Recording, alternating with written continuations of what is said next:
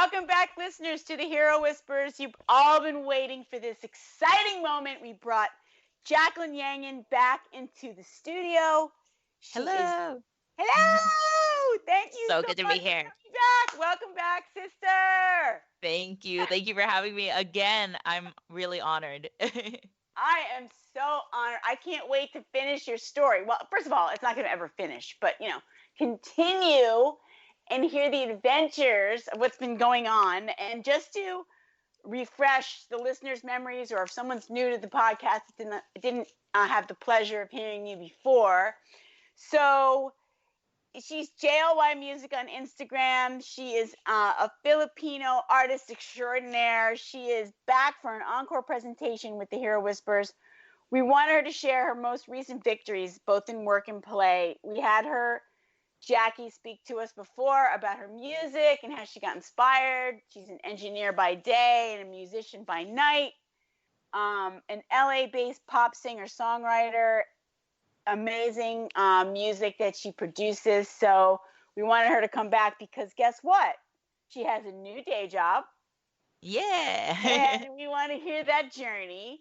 And also we want to explore some of this really cool side of her in the sexual positivity, her sexual awareness, and some of these things that she's really helping the Asian community with. I think it's really cool to talk about that too. So it's a lot to talk about in 30 minutes, but we're going to try. Yes. Right, Jackie? We shall. Do we have any new music that you want to share real quick, like a couple bars? Oh, yeah, actually, I am dropping a single next week. It's the end of summer single I call So Far So Good. So that one is a really fun one. Did you want me to sing it for you guys? Oh my gosh, I would love it. I love it. I love your music. The ukulele is it's just super cool. It has a super cool vibe. Yeah. Can you sing part of it maybe? Yeah, I'll sing the chorus of it. So this song is all about falling in love in the summertime and wishing that your love and the summer can last forever. You know, those fluffy feelings, when you're in that honeymoon phase of a relationship. So this is a really cutesy song. Like if you've heard of surf rock, like that's one genre. I don't know if you've ever heard of surf pop though, and that's kind of the vibe I was going for. So if you close your eyes and listen to the song, I think you'll imagine yourself at the beach. This is So Far So Good. What we got, boy, so far so good.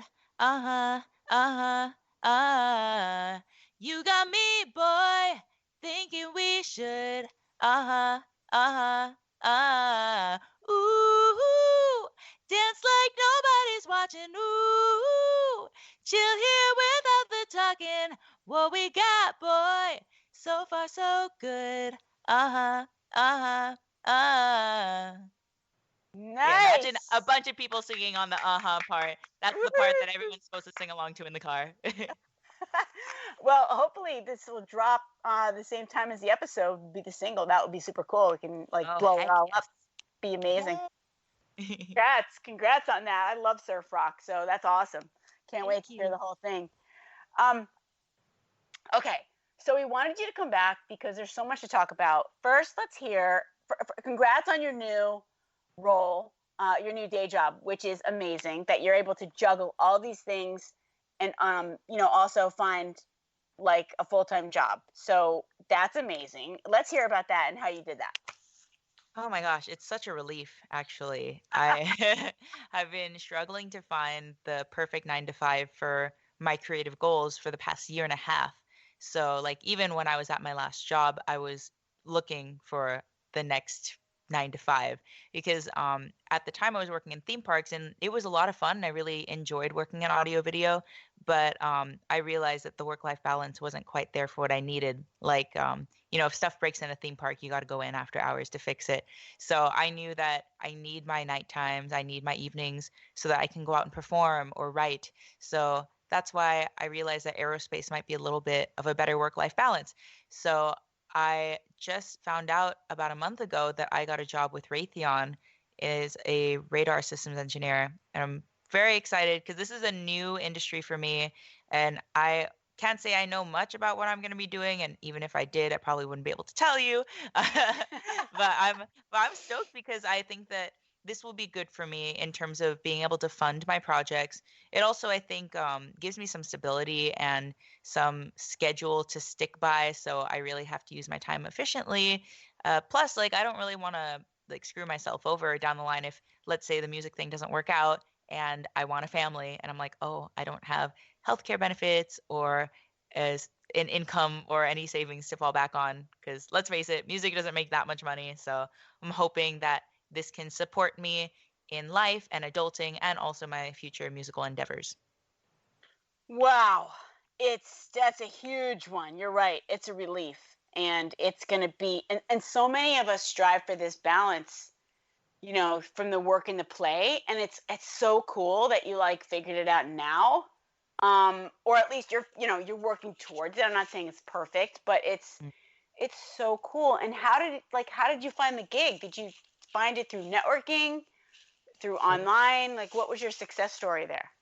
So my success story was interesting. Like I was catching up with some friends I went to UCLA with, and I was telling them about my job struggle, and I'm getting really stressed out because it's been a year since I've been unemployed, and my savings was dwindling, and student loan deferment was not going to hold up for that much longer. So, like, they kind of knew the predicament that I was in. And one of my friends said, actually, I have a friend who works at Raytheon. Let me hit him up for you. And right after lunch, he actually called me and said, hey, like, I know how tough the job hunt was because that was me last year, and I will do anything in my power to help you out. So here's some advice I have for you. Like, why don't you try like cold messaging some recruiters on LinkedIn, because usually they have some in-person recruitment events around this time of year, and that's how I got my job. And I was thinking like, okay, like cold messaging on LinkedIn, like how could that even like work? There's probably a small chance anyone's going to reply to me. But I did. I reached out to this woman on LinkedIn, who's a local recruiter, and then she messaged me back in a matter of days and said, "Hey, we actually have a career carnival next Tuesday. It would be great if you could come out and, maybe bring your resume." So I went there. I was there for an hour, and they had like a food truck. They had a live DJ and like inflatable basketball. Like they were trying to be cool and hip, and that's cool. I was like, Wait, okay. did you get up and sing too? Because that could have helped. No, no, I just asked the DJ like for his contact info because I liked his music. But I was like walking around and talking to all the recruiters, and then about a week later, I got a phone call from the Radar Systems hiring manager, and she said, "Hey, so somehow I got your resume on my desk. I don't really know how it happened. They said something about a career carnival, and I just thought that you had all the qualifications of what we were looking for. So tell us about yourself." And so I talked to her for like 30 minutes on the phone, and like she told me more about their radar systems team. And what I like to emphasize when I talk to recruiters, especially because I'm switching industries, is to say that like my skill set and the knowledge that I have from my last job, while it was particular to audio video engineering, I think that just if you take like a step back, you realize that it really can transfer to any industry. So I like to say that I've had experience with manufacturing, I've had hands-on testing experience, like I try not to focus too much on the specifics for that theme park industry, So I think that she realized that I could make a good fit for her team. And I got a phone call the next day. Like I just got out of the shower and I was like dripping wet and I saw my phone was ringing and I picked it up because I knew the area code. I was like, oh, could it be? And the HR lady was on the thing and was like, hey, do you have a second to talk? And I'm just like soaking wet, like, yes. And she was, oh, how did you feel that phone call went? And I was like, oh, I think it went amazing. Yeah, like it was so much fun to talk to this hiring manager. And she's like, do you think you'd be a good fit? And I was like, totally. She's like, cool. Well, we'd like to extend you a job offer. And I was like in shock because I hadn't even met the team in person. I had one 30-minute phone screening.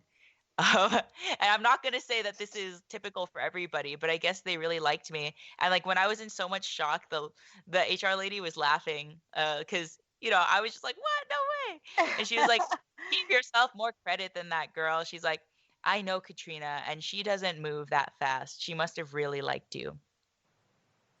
Oh, well, at first, I'm like, my heart's like, oh my God, my heart's like beating really fast. I heard the story, like, oh my God, that's so great. I know how it is. I mean, I'm actually doing a job search now myself, and I can so relate to that. Everything you said about stressing out about it's been a while, and it's just like what a relief and so victorious for you, and I'm so happy for you. Number one. Number two, you put yourself out there. You're not afraid. You went to the carnival. You went to the fair. I'm saying this too for our listeners that are launching. Like, Mm. go out there, do different things, put yourself out there. The fact that you called your friends, the networking part of it is huge. Yes. So, yeah, it was like the universe is lining up for you. So that's awesome. Thank you. And yeah, I Yeah. just want to offer extra encouragement for anyone who's frustrating, like post grad, or like if you're in school and trying to look for an internship, like don't lose hope. Sometimes it takes a long time. And like it was honestly just so crazy how for the past year and a half I've struggled. And like even at my last job, I was taking time off from work and be like, yeah, I'm sick today. And like driving to like a different job site to like interview, and like through all of that struggle, like it just happened in a week. Like when it finally worked, it worked. And like I just got to say, like yes, apply online, but also really try to go to those career fairs. And like if you're a woman in STEM, like go to those kinds of conferences, cuz like Grace Hopper, like different conferences geared towards diversity in engineering are really like a great opportunity to get hired by one, companies with a great work culture, and two, like they're looking for you. So definitely put yourself out there in those kinds of events. I I so support that. And the thing is, it's like I tell a lot of these women that are launching, like companies want you. Like you don't know that, but they want Mhm. you because you're fresh. You have a different perspective. Maybe you don't Exactly. have the right experience, but you have like an attitude, or you have you can bring so much that you don't even know to the table, and they need that and they want that. So go for it and be confident and listen to Jackie. She knows what's up, and so awesome. Okay, so that's amazing. That's aligning. The universe is aligning, and also sometimes one of the things to kind of segue from what you're saying, like the universe has a plan for you, and it's like if you just keep working in that direction, eventually it will align, and you have to have that faith. And it's so Yes. hard sometimes, so hard. So like if you have a passion or something else that you're doing or that you need to do, you have to have something else that's like bringing you joy, because that other thing could be so freaking hard, you Yes. know? Yeah, So something that that'll keep you going. it does, and it fuels that it fuels the other energy that you need. So that's so cool. So, okay, we got that down. We got that story down. I now want to talk about this other side of you that's really cool and unique and edgy, and I know drives some of your music, what you do and your passion there. So let's talk about this whole sexual side of you, the Let's sexual. talk about sex. Yeah, yeah, let's talk about it. I want to put, because I know that you help a lot of people when you inspire a lot of people with some of the stuff that you talk about that's like taboo, or people, don't always want to talk about it, but you like put yourself out there. And I absolutely love that about you. Oh, thank you So, so much. oh my God, it's like it helps people, don't you think? I think so. Like, I think with anything that's taboo and, just generally seen as something so shocking to society, the one thing you can do to combat all of that stigma is to just talk about it more. The more you talk about something, the more normalized it becomes. Like, it's crazy to think how, like, LGBT rights, for example, has become a lot more like accepted these days, and I think that's amazing. Even just 10 years ago, if you look back, like it was such a struggle for the community. And I think that the media and like celebrities and like there's all of that, like they've done a good job of normalizing it because we're having more conversations surrounding that community. And I think the same